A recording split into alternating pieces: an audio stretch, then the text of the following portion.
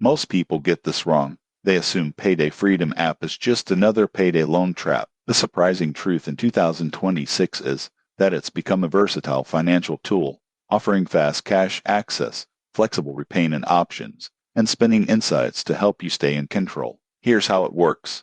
Payday Freedom app lets you access earned wages or short-term advances, often within hours. This is perfect for emergencies or unplanned expenses without turning to high-interest credit cards. You can also split certain payments into installments, making budgeting easier and less stressful. The app provides a clear overview of your advances, repayment dates, and total obligations. Notifications help you stay on track and avoid late fees. It's more than a payday app, it's a mini financial assistant for short-term needs. The downside? Over-reliance can be expensive. Using it for recurring bills instead of planned budgeting can lead to fees. Use it strategically rather than habitually.